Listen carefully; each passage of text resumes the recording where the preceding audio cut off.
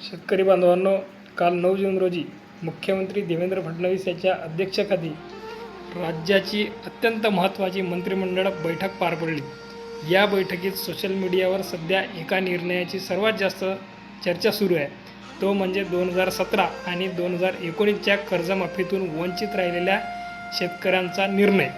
पण नक्की काय घडलं आहे आणि यामागचं तांत्रिक सत्य काय आहे हे आपण आज सोप्या भाषेत समजून घेणार आहोत. व्हिडिओ शेवटपर्यंत नक्की बघा. मित्रांनो, कालच्या मंत्रिमंडळ बैठकीत या वंचित शेतकऱ्यांच्या अडचणी सोडवण्यासाठी पावलं उचलण्यात आलेली आहे.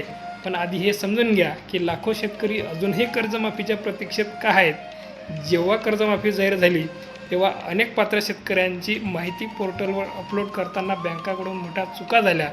सातबाऱ्यावरील नाव आणि बँकेच्या खात्यावरील नावाचा स्पेलिंगमध्ये फरक असणे, चुकीचे आधार नंबर लिंक होणे, जुने सरकारी IT पोर्टल बंद झाल्यामुळे बँकांना या चुका दुरुस्त न येणे, याच तांत्रिक कारणामुळे हजारो शेतकरी पात्र असूनही गेल्या काही वर्षापासून वंचित राहिलेले आहेत. शेतकरी बांधवांनो, लक्षात घ्या की हा सध्या फक्त मंत्रिमंडळ पातळीवर झालेला निर्णय आहे. याचा कोणताही अंतिम शासन निर्णय म्हणजे GR अजून आलेला नाही.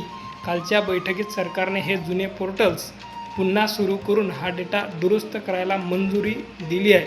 ही खूप मोठी आणि सकारात्मक गोष्ट आहे. बँकांना त्यांचा जुना रखडलेला आणि चुकीचा डेटा दुरुस्त करण्याची ही शेवटची संधी असेल. शेतकऱ्यांनो, लक्षात ठेवा, सध्या तुम्हाला कोणताही नवीन फॉर्म भरण्याची गरज नाही. बँका ही स्वतः प्रक्रिया करणार आहेत.